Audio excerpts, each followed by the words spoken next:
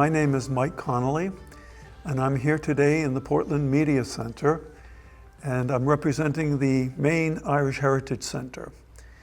I have with me today two guests that will be speaking about some of their experiences and their connection with all things Irish.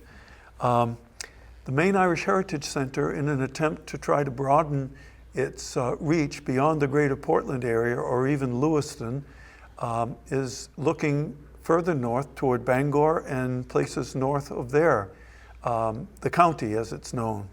So today the two guests that I have with me are Milt McBrearity and Jack Cashman. So we'll start the interview with asking a few questions of Milt and seeing if he can give his impressions. Milt, if you wouldn't mind just speaking a little bit about your dad, Vinyl McBrearity. My father, Vinyl, was born in Allagash in 1917. He also was in the arms. He worked in the woods operations, the lumber business, before World War II for $10 a week with a crosscut saw and an axe. He got drafted into the Army Air Force, was stationed in England for 2.5 years. When he went to England, he went over on the Queen Mary. And the reason for that was that they loaded as many guys as they could get on the Queen Mary. And it was faster than the German U-boat, so it didn't need a convoy. And when they got on the boat, they gave everyone got to pick a little ticket. It was a different color, red, blue, white, whatever. His was white. And when they did the assembly, it said, all right, everyone with a white ticket, you have KP duty in the bottom of the ship. And they asked for 2 volunteers, and he says the only time he'd volunteered for anything while he was in the service. So he and another man ended up sitting with the captain every night while he drank his bottle of scotch. And that was his introduction to the Queen Mary and going across the Atlantic. And he came back on the Queen Mary also. While he was in England, the commanders, the 2 wing commanders in his unit, were German. And he worked in the office sometimes. Sometimes he went when they were taking, they'd ask him, they say, Mac, you want to go for a ride? They were taking pictures of the bombing afterwards. And both of these commanders that he had recognized their hometowns when they bombed them. Now, his mother was a Kelly, is that? That's correct. And she was also from the Allagash? Yes, she was from the Allagash. She had relatives that were there. There were Kellys in the lumber business in Connors, New Brunswick in the 1800s and moved up the river to Allagash from there. Now, I know that your cousin Daryl has done a lot of genealogical work, but you have some stories about the family. When they first came to America, where did they settle? And if you can go beyond there and say, how did they find their way all the way up to the Allagash? Sure. When they came from Kellybegs in Ireland, they came to Massachusetts in the 1600s. And there was a big route between Massachusetts and St. John, New Brunswick for work, for employment, trade, everything else. And my great-grandfather, James McBrearity III, was born in St. John, New Brunswick in 1824, 200 years ago this year. And the Irish worked in the timber industry. To give a little background how the timber industry started in Aroostook County, there was a gentleman named Spencer Carey. He was born in Massachusetts in New Salem in 1805. And when he was 17 years old, his family moved to what was called New Salem Academy Grant, which later became Holton. And that became the hub of business and the lumber industry in that part of the county. He and his brother at one time in the 1840s owned half of the unallocated land in Aroostook County on the 5 major rivers. And most of the workers that came over, there were 2,000 people working for them at one time, and most of the workers that came over were from New Brunswick. And that's where the Irish from New Brunswick got in the lumber business and followed the river up the lumber business up the St. John River.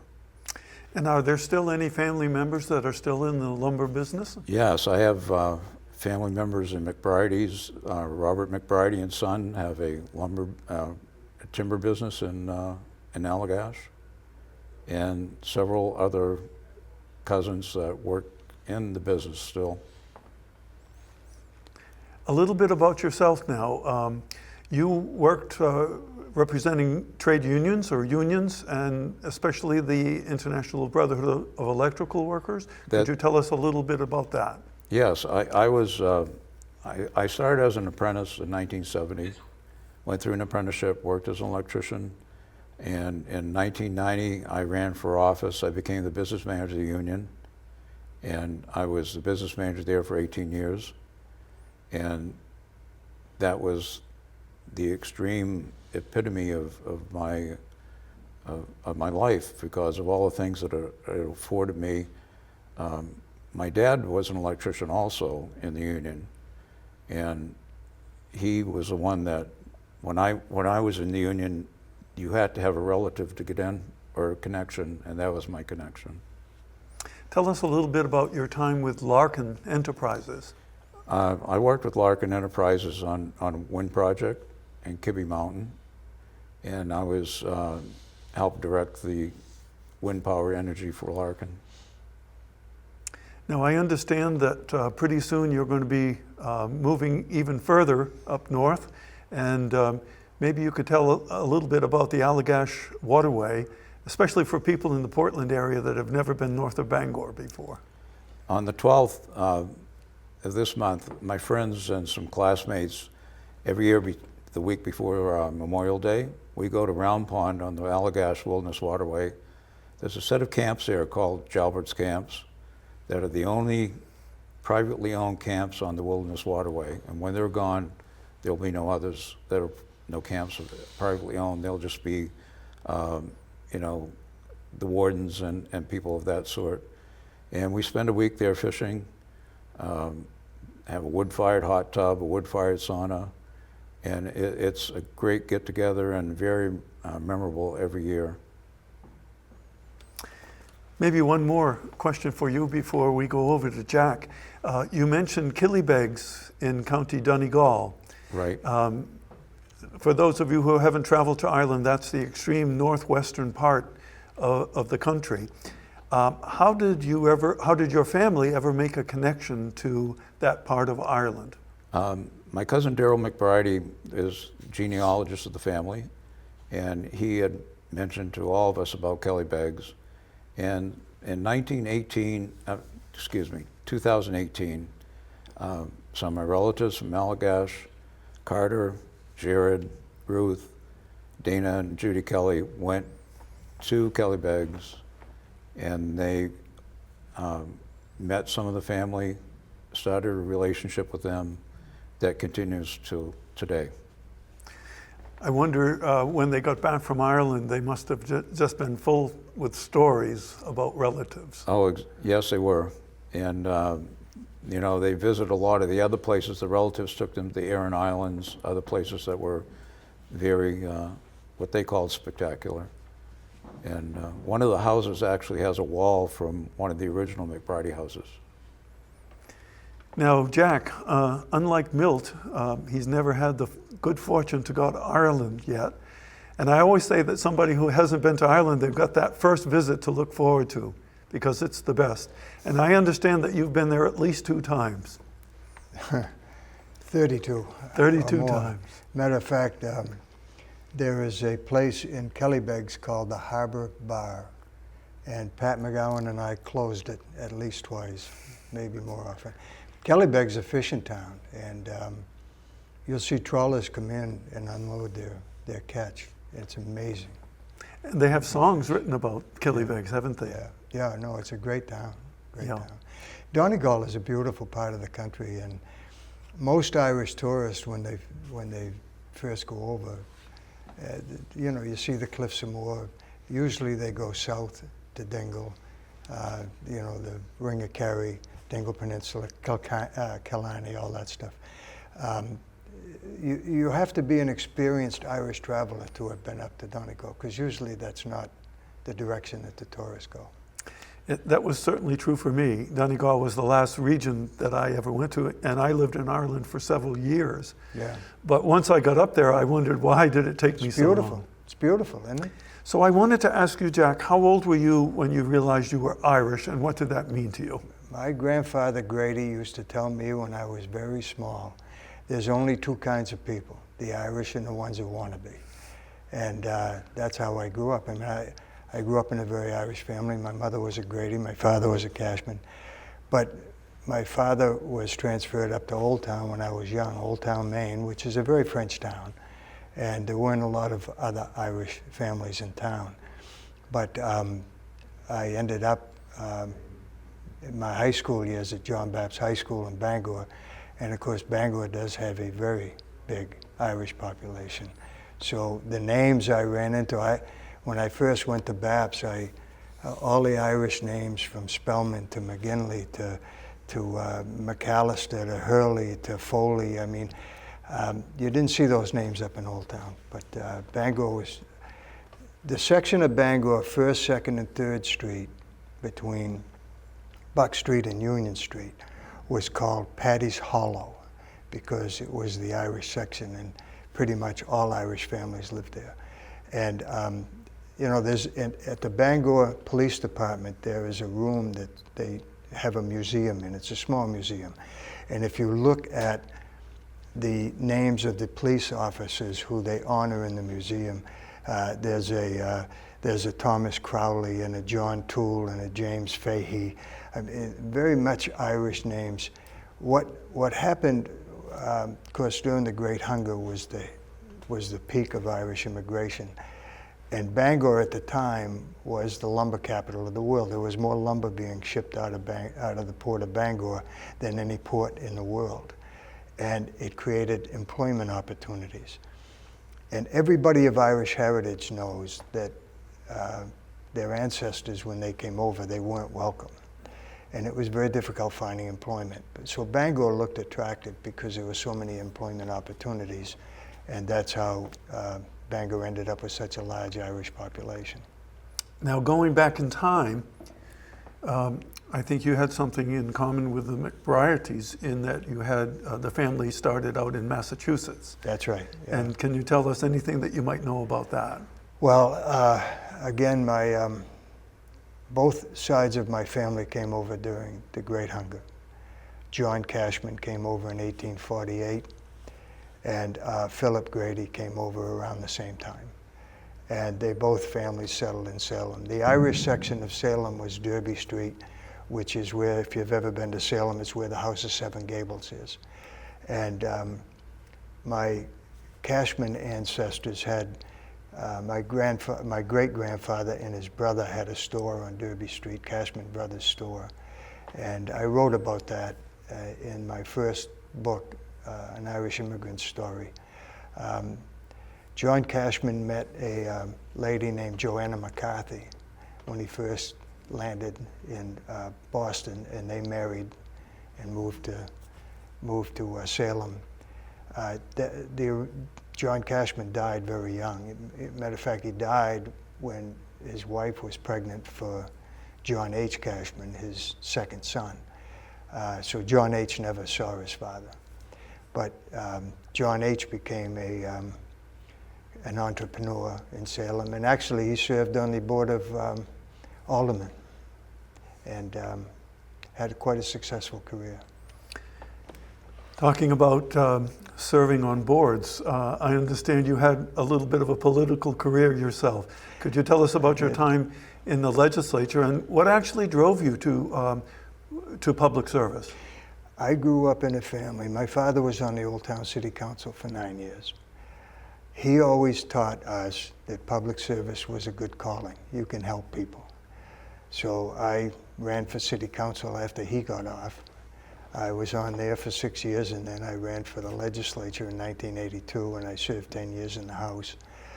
But again, I was always taught that public service is a good thing, and you do it to serve people. It's hard to look at today's political environment where you have somebody running for the highest office in the land saying he's doing it for retribution. It's pretty hard to reconcile that with the way I was brought up, that you do this to serve people. But things have changed. Yes, we just had services here in Portland for Joe Brennan, and Joe's mantra for all of those years was service, and what could he do? Sure. What could politicians do for the good of the people? Joe was the governor my first 4 years in the legislature. It was an honor to serve with him. I had the greatest respect and love for the man. I saw him just before he passed. My good friend Jerry Connolly and I went up to see him, and we had a nice talk with him.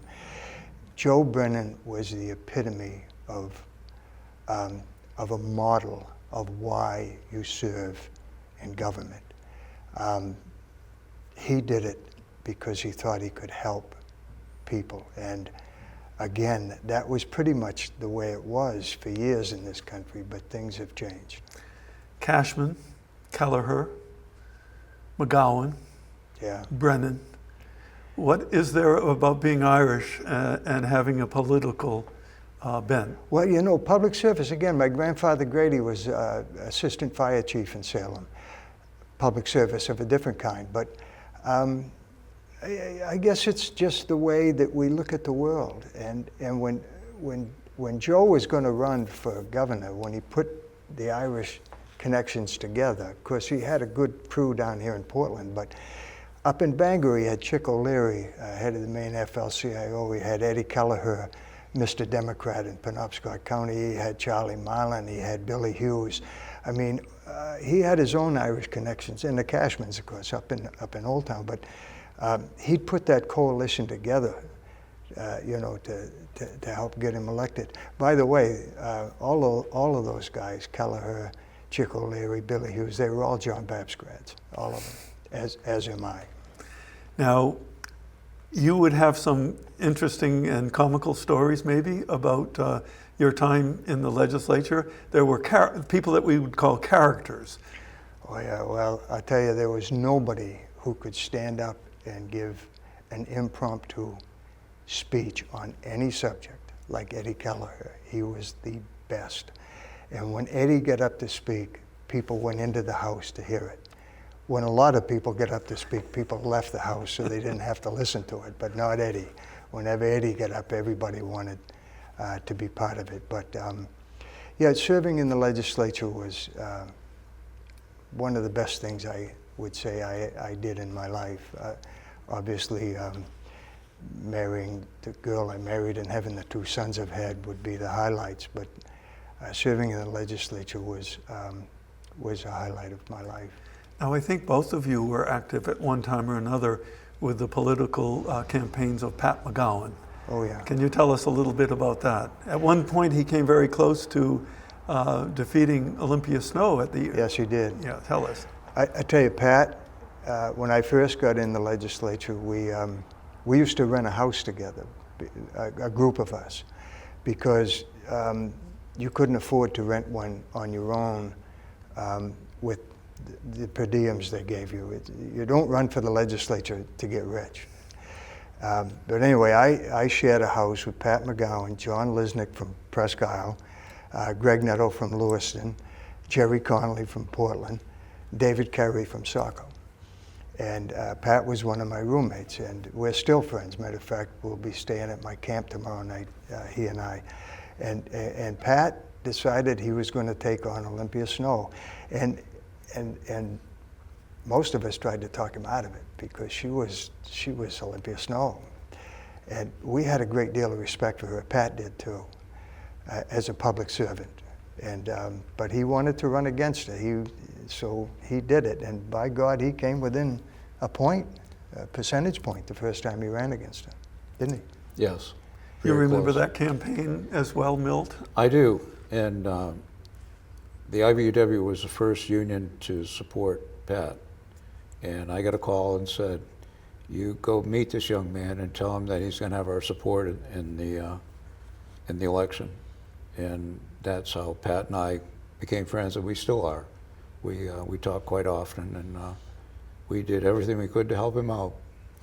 Now another thing, go ahead, Jack. No, I'll tell you a subsequent story that's kind of funny. Pat ended up running for governor later in life, and he was asked about his race against Olympia Snow as he was a candidate for the Democratic nomination for governor, and he had great things to say about Olympia, because we respected her in many ways.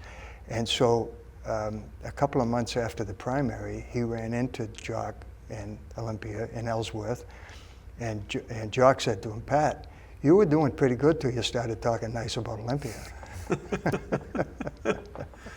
Now, to go back to Milt for a moment, much of your life has been active with unions and supporting unions. Now, as with politics, unions and trade union activity is something that the Irish have always been associated with. Do you think that there's some kind of a reason behind that? Why were the Irish so strong for unions? I think it's the camaraderie, the brotherhood, and the fact that everyone was there to support each other. And the union held everyone together. They helped. If someone needed help, they went to help them. If you needed to, on a job site, if you needed to help someone, if you needed to help an apprentice learn what he was going to do with his trade, or learn what it was going to be like to have other people be concerned with you, I think that's one of the biggest things that drew the Irish to the unions. What was it like being Irish in a place like Allagash? Well, Allagash was pretty much Irish. The first people in Allagash actually were Diamonds, and they were English. And the woods lumber business that came to Allagash, Kellys, O'Learys, McBreartys, Gardners, Connors, Mullins, all married into the Diamonds. So that sort of made Diamonds and Irish more Irish than Diamond, I guess. And that was a really, if you go up there today, there are still Gardners, O'Learys, Kellys, and McBreartys. Jack was talking earlier about some of the famous people who are Irish. Do you want to talk about the Beatles and other people that have? True story. I read an article several years ago that Muhammad Ali was researching his family tree and his ancestry, and he come to find out in his family tree there was a man named Grady from County Clare, Ireland. And of course my mother was a Grady, so I assumed Muhammad and I were related, but 3 of the 4 Beatles are Irish. And then I just read this a couple of months ago, Ted Williams's grandparents came from County Cork. So I concluded from that all great things in the world have Irish roots. And of course Barack Obama was able to trace through his mother's side of the family roots in Ireland. Sure. And he traveled over there to make that connection. Yeah. Of course, many presidents of America make that journey over to Ireland for obvious reasons. What do you think that means to them politically? Well, of course, President Clinton sent George Mitchell over to negotiate the peace accord on Good Friday. George Mitchell, by the way, could be elected president of Ireland easily. I don't know how much President Clinton had Irish roots, but he certainly took an interest in Ireland, and he spent time over there. It's a country that welcomes Americans, and not all European countries do. And I've had the good fortune to travel in Europe a bit. Ireland is one of the more American-friendly places in the world, really. Tell us about some of your 32 visits to Ireland. And well, I first went over with my brother and I, my brother David and I, the year my father died. He and I went over. It was my first trip. And after that, I just kept going year after year with different groups. All the guys that I roomed with in Augusta. We've all gone over as a group. I brought 3 bands over. We've played in Killarney, and we've played in Tralee, and we've played in Fahar. Pat McGowan and I have played in O'Neill's Pub in Newmarket-on-Fergus. I've been over 8 or 9 times with my wife. Every member of my family except my oldest sister, Polly, have spent time in Ireland. Again, it's just you make friends. My wife and I, for several summers, sponsored Irish kids, college kids, to work in Bar Harbor. Worked for another good Irishman, Tommy Walsh, who had hotels in Bar Harbor and hired young Irish kids to work there in the summertime. And we became friends with not only the kids we brought over, but with their families. And so a lot of the revisits are to revisit them. I was just over last November with, again, my brother David and his 2 boys. And we made all those connections again that, the families we've become friendly with. Is Tom Walsh the same person that was trying to redevelop the Maine State Pier here in Portland? I think that. I'm sure it is. Yeah, early on he wanted to do that. Yeah. But the money later on, I think, went for development in Montreal, Canada instead. Yeah. Tom was, at one time, he was like the 6th or 7th largest hotel developer in the world. Bangor kid, started from scratch. He passed away a few years ago, but Tommy Walsh was just a great guy, very generous man, and very successful man. And I think later he joined together with Senator Mitchell in some of those efforts to extend to the Portland waterfront. Milt, what did it mean to you to be Irish? What kind of a sense did you develop, and how do you think that changed your life, the fact that you had strong Irish connections? Good question. It is who I am. I'm Irish before I'm anything else. I'm Irish before I'm a union member, which is really close to me. But I've always reflected that on my children. They both are Irish before anything else. And it's the same in Allagash. When you go there, everything is Irish. The brogue, for the people that still live there, you would recognize it as being an Irish brogue. I don't have that. I don't think I ever did. I'm sort of missing something there. But like I said, Irish is my inner being. What's it going to be like for you the rest of the summer when you're up on the Allagash Waterway and other places like that? Well, I'm going to be in the Allagash Waterway at Round Pond for a week, and then we're going to be at summer home on Madawaska Lake from June through September, and it makes it, proximity-wise, a lot closer to Allagash to go up and visit and to spend time and to reminisce with relatives and visit the cemeteries where my father's buried in one, and a lot of other relatives. My children always come up and visit, and the first thing they want to do is go to Allagash and see everyone. Now, your father's buried in the Baptist cemetery there in Allagash. So, as with many, many families in America, there's an intermixing between Protestant Catholic. What was that like for your family? Did the 2 sides get along well with each other? I think they got along well with each other. I would say so. I don't think religion became much of a barrier between them. My father was Baptist, my mother was Catholic, and when they were married, they had to agree to bring the children up as Catholics, all right? And I have a story about my great-grandfather, James. His first wife, they had 11 children, and then his second wife was a Walker, and she was Catholic.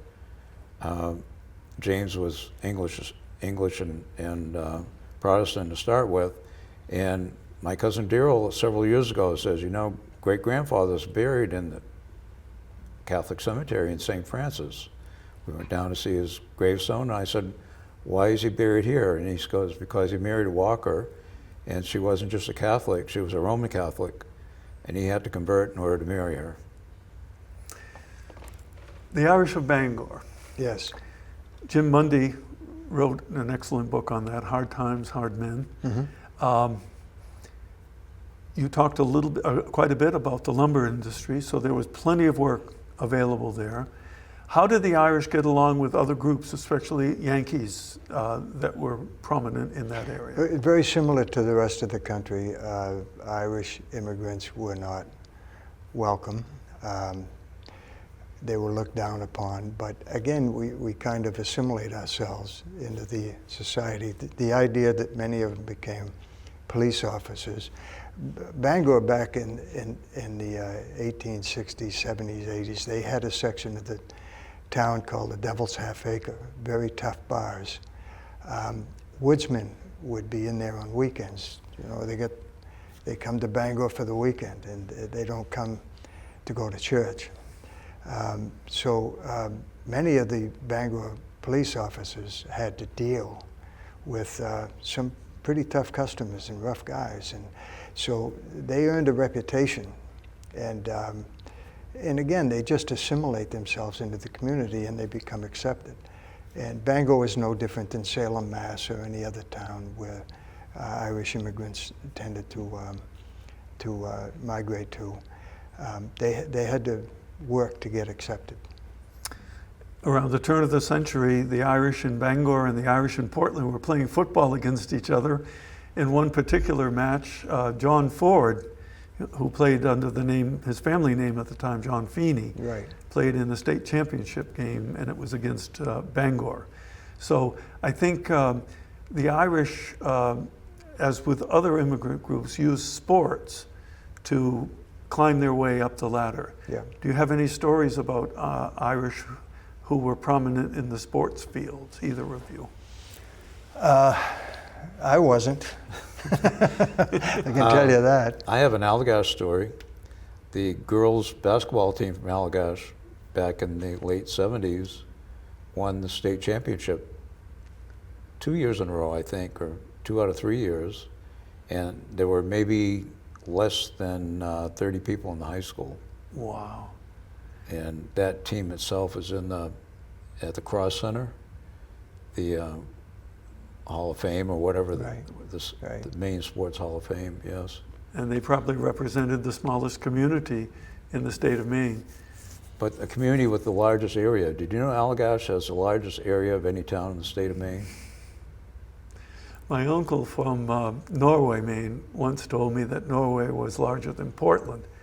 And I thought in terms of population that he was wrong. And of course he would have been, but he wasn't talking about population. Land area, right.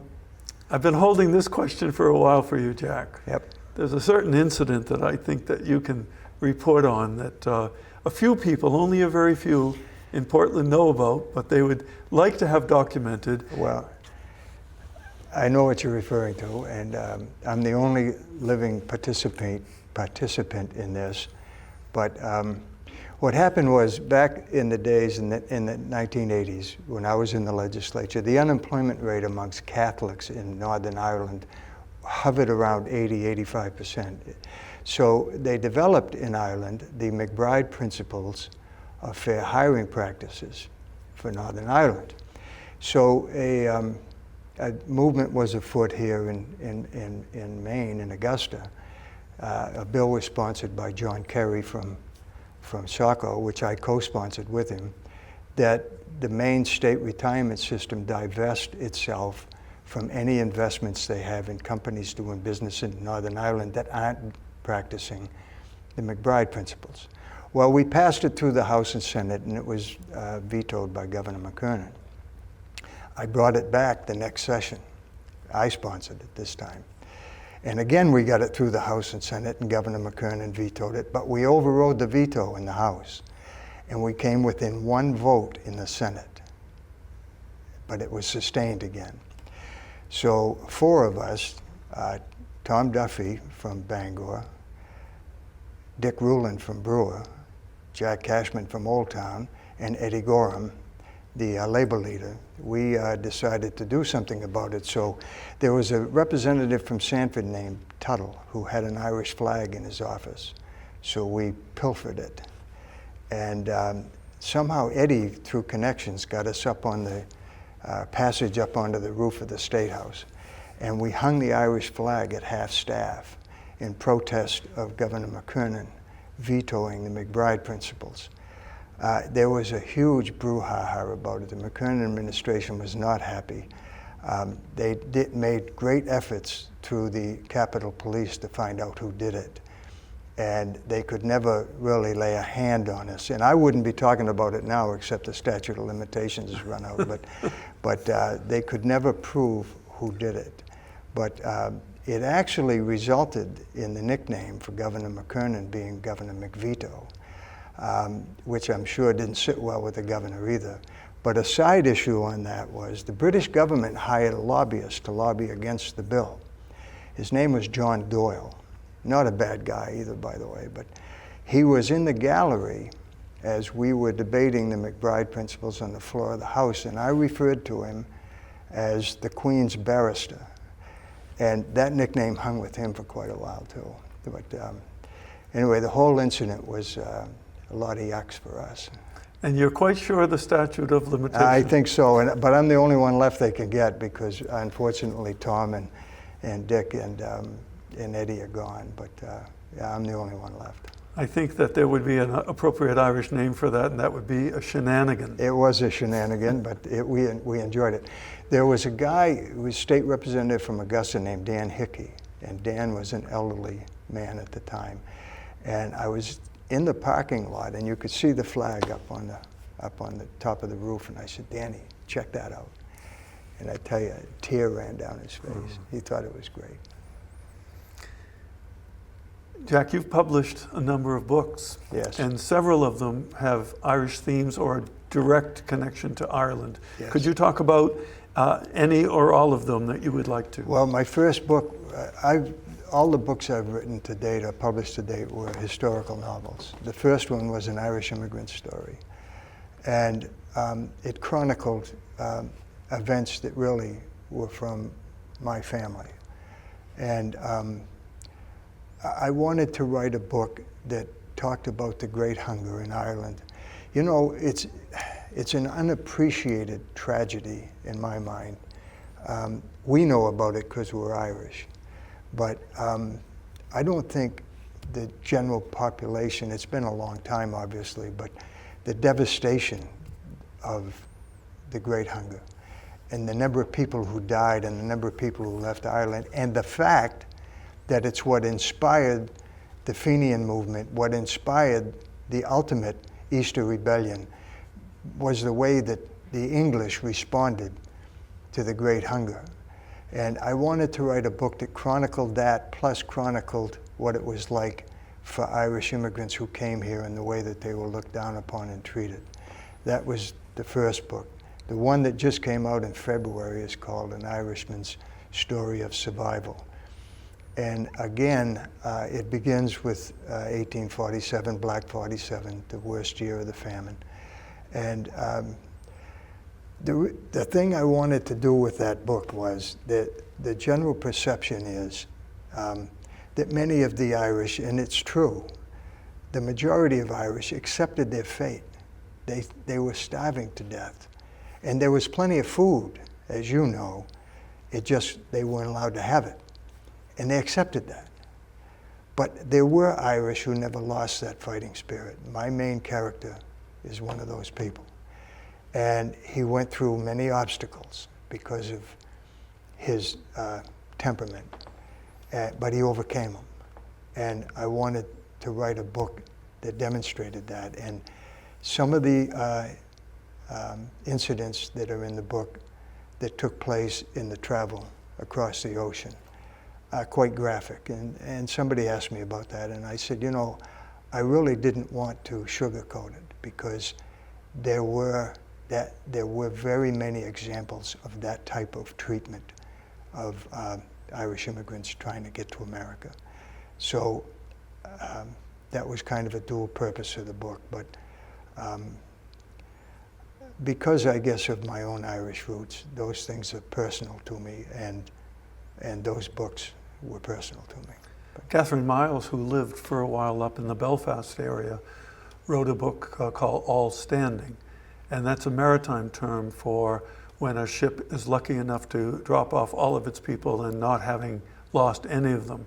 But as you would know as well as anybody, many of those famine ships that came over, whether it was to gross eel up in Canada or to any of the American ports, lost quite a few people on the way over. Yeah. 1 in 5. 1 in 5. Yeah. The style of writing that you chose to use was a novel instead of pure history. Why did you choose that style? Well, I guess I wanted to use historical facts, but I also wanted to utilize my own imagination. So the books, all 5 of them, not just the Irish books, are a combination of that historical fact and my own imagination. I do have 2 books that are nonfiction. One will be out maybe within the next 6 weeks. The other probably will be out later this year or the first of next year. So I have kind of moved over to nonfiction. But, you know, I think I say this a lot when I speak in places. Creative people make the world livable for the rest of us. And creative people, a lot of the creative things they do come from their imagination. So when I started writing books, I didn't want to leave that out. So I just combined historical fact with my own imagination. I think I read somewhere where Paddy's Lamentation was one of the books that inspired you, and Leon Uris, Trinity. Yes. What did you get from reading those books, and was that the inspiration that made you want to write? Well, Paddy's Lament is a great book in the sense that it demonstrates what most people don't appreciate or understand. The Great Hunger wasn't a famine. There was all kinds of food, but the Irish peasants, the Celtic peasants, were not allowed to have it. And the British government sent extra troops to Ireland to keep them from getting to the food. Paddy's Lament demonstrates that as well as any book ever written. And I think that's very underappreciated with people, that these people starved to death in the midst of plenty. And as shocking as that is, it's a fact. And of course, Trinity is just a work of art. I mean, it's probably my favorite book of all time. But Leon Uris, what can you say? I wish I had his talent. The Ancient Order of Hibernians here in Portland put up a statue in the Western Cemetery. It's a famine statue, but they appropriately inscribed it on Gorta Mór, which means the Great Hunger. That's right. And underneath it talked about it being an artificial famine. I never refer to it as the Irish famine. I always say the Great Hunger, because that's what it was. Were the McBrearities, or were you or any of the McBrearities aware of these aspects of Irish history, or was it something that was just more cultural for your family? Explain. I don't quite know how to answer you, Mike. Yeah, your identification as being Irish. Right. Was it that, because it probably was not religion, it was you said how strongly that sense was. Where did that come from? Our name that was Irish. Yeah. The Irish name is what carried this for you, for me, and I'm sure and whether it was McBrearity or Kelly, O'Leary, whatever it was, I'm sure that's what carried it for those folks too.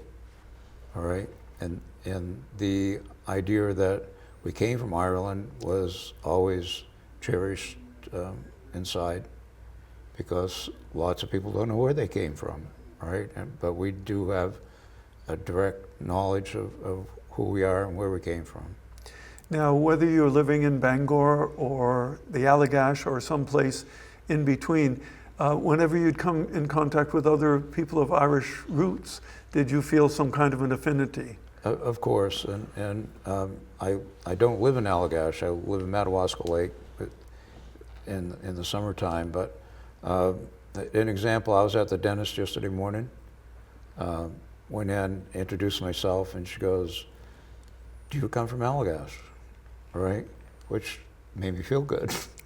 I said, my parents did, right? My parents were born and brought up there, but it's things like that that happen to you all the time that give you a little glow, that you recognize you're McBrearity, you're from Allagash, and it's important. I think it is important. I always remember growing up hearing this question, which Connolly are you? They would ask me, because here in Portland, Connolly is a dime a dozen. But there was always a distinction between Jerry Connolly's family in the West End, C-O-N-L-E-Y, Right. and my family is the long way. And Jerry Sr. always used to make the joke, which was quite funny, C-O-double-N-O double cross. And it was always humorous, I think. To me, it was. And in Portland, there was a healthy rivalry between the West End Irish. We're right in between now, so we're neither West nor East, or the East End Munjoy Hill Irish. And you had the West End St. Dominic's Church and the East End Cathedral. Was there anything like that at all in Bangor, or was St. John's the big church? No, both churches in Bangor, St. Mary's and St. John's, were considered Irish churches. And St. Mary's, before it burnt, was right in the heart of the Irish section on First Street. St. John's was across town, but St. John's, the cornerstone of St. John's was laid by Father John Bapst, who, as you probably know, was tarred and feathered and run out of Ellsworth for his religious beliefs. But he came to Bangor and laid the cornerstone for St. John's Church. And of course, they named the high school after him. After he left Bangor, by the way, he became president of Boston College, which the guy had quite a career. But both churches in Bangor were considered Irish churches. In Old Town, where I grew up, there were two churches. One was St. Joseph's, was a French church. St. Mary's was supposed to be the Irish church. But if you looked at the roll of parishioners at St. Mary's, it was 80% French. There just weren't that many Irish people in Old Town to fill a church up with. And you might be aware, both of you, that for the first time in the history of the Diocese of Portland, the Portland Diocese, which is the entire state of Maine, there is a non-Irish bishop, Yeah. and with a very identifiably Italian name. So there still hasn't been a French bishop, which I think is a source of some difficulty, I think, because the French population is the largest Roman Catholic population in Maine. So I think, are there any other stories that either of you would like to share about what it meant to you being Irish, or in particular the Irish in the northern part of Maine, because everybody identifies with the Irish in Portland. But again, the Irish in Bangor, very noticeable as well. Any other stories that you'd like to share? I guess it's a work-related story. We're talking about the lumber industry back in the 1800s and how big the trees were. For people to imagine, you would never see it today, how the virgin forest here in Maine, how big it was in northern Maine, all the white pines. They were hand-hewn pieces of timber. They were 6 foot by 6 foot, 40 feet long, and it took 10 horses to move them. And so can you imagine how big a tree it was to make a piece of hand-hewn timber 6 feet by 6 feet? And these people cut them down with an axe and a crosscut saw and hewed them out by hand.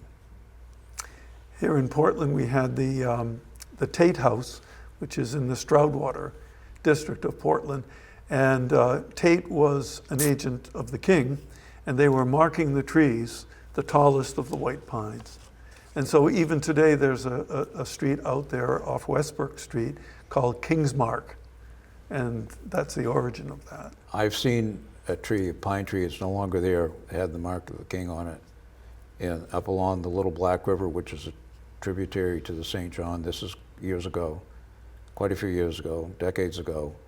And since that time, Irving Lumber has seen to it that it's no longer there.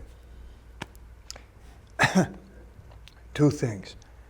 I went down to John Baptist as a freshman. I was still living in Old Town.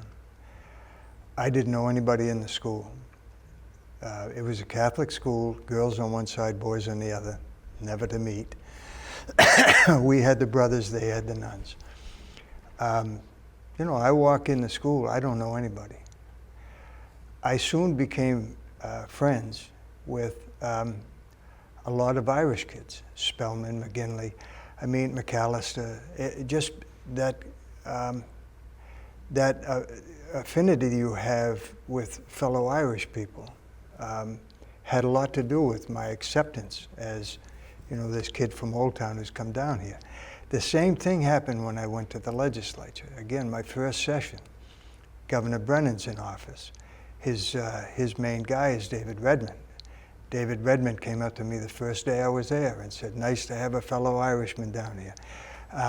My roommates, you know, McGowan, Connolly, David Kerry, we all kind of ended up together because of that Irish connection. You know, there's just something about it that you assume because of the fact that Pat McGowan's an Irish kid. He has many of the same interests and many of the same character traits as I do, and he does. And, you know, we're still friends now. You know, Jerry Connolly and I are very good friends, and we are a lot alike. And the Irish heritage has a lot to do with it. The big Irish families, I mean, Jerry's, I'm one of 6. Pat's one of 5. Jerry's like one of 20, I think. But the big Irish families, you grew up in very similar atmosphere and developed pretty much a personality that's very similar to other Irish kids who grew up in big Irish families. So. My grandparents both came from County Galway, and they were both Irish speakers when they arrived here. They had to, in essence, learn the English language. Their first son was born 9 months to the day of their marriage, and they went on to have 13 children. But you know, that was not unique to the Irish, because on my mother's side of the family, which was Yankee, there were 9 children. So there were just large families Right. back in that period of time. So I suppose what I want to end with today is that the state of Maine is always, I think, people looking at it from the outside, they think of it as being monolithic, Yankee and Protestant. And we all know that that's not true. Right. You gave the example of Father John Baptist in Ellsworth. The Know Nothing movement was very prominent in the state of Maine. Well, that's who tarred and feathered him. And when St. Dominic's was being constructed, they had to guard the territory. Also, in the 1920s, you probably both know that the KKK was quite active. Do you have any stories about that or any knowledge of that? There were crosses burned on what was called Fort Hill and Caribou. The KKK burned them because of the immigrants from the Middle East and the Catholics. And those are stories that I knew growing up that had happened. And I'm sure that there were other ones, but that's the only one I'm familiar with myself, all right? But they were prominent there for a while. One thing I would like to mention, not to change the subject, but it's the people in Allagash, if you go there and meet them, the Irish people in Allagash, they always remember you. They'll know who you are when you come back. They're always happy to meet other folks. Yes. I'm wondering, to stay on the topic of what you might call nativism, the Klan was very active in Maine in the 1920s, and one governor was elected with strong Klan support. What do you think changed over the years of the 20th century that allowed there to be senators like Muskie with his strong Polish background, Mitchell with Irish and Lebanese background, and of course Joe Brennan with his strong Irish roots? And John Baldacci, an Italian. Well, I think The KKK was very active in the small town of Milford, which is right across the river from Old Town. And you know, Maine is a very white state. The KKK wasn't here because of a black population. They were active because of the Catholics. And Old Town was a very French Catholic town. And that's what inspired the KKK in Milford. What changed over the years is a very good question. I guess we have overcome to an extent. I'm old enough to remember when Muskie was elected, and it was a phenomenal turn of events. There's a story in the legislature that Muskie was the floor leader in the House for the Democrats, and there were 8 or 10 Democrats in the House. The rest were Republicans, and the Speaker of the House said there'll be a Republican caucus in the well of the House. And Muskie got up and said, "Where can the Democrats caucus, Mr. Speaker?" And the Speaker said, "There's a phone booth in the hallway." That's pretty much how things were. But Muskie led the charge. And I was told when I first started being active in Democratic politics, if you're going to drink from the well, remember the guys or the people who dug the well. And Muskie, Ken Curtis, John Martin, those are the guys that dug the well. And I suppose you'd both agree with me that the fact that these people were the firsts to do these things, and they were so successful, I think they took away the stigma maybe that some people had against people who were different, Catholic as opposed to Protestant. It's like when Kennedy got elected, right? President. He was the first Catholic to be elected president. And the joke was, the Pope got hurt. Kennedy got hurt. He tripped over the Pope's luggage or whatever the joke was. But after he served a few years, it became obvious that he was a patriot. He was a Catholic, but he was a patriot. And the Pope wasn't running the country. Yes. So yeah, I think that's what turned things around. People saw Ed Muskie in office, very competent, very good governor, great senator. That turns things around. I think I'd like to end with an upbeat idea, and that is that it took a governor like Joe Brennan to appoint somebody like George Mitchell to chair the negotiations in Northern Ireland. What did that mean to you as an Irish person?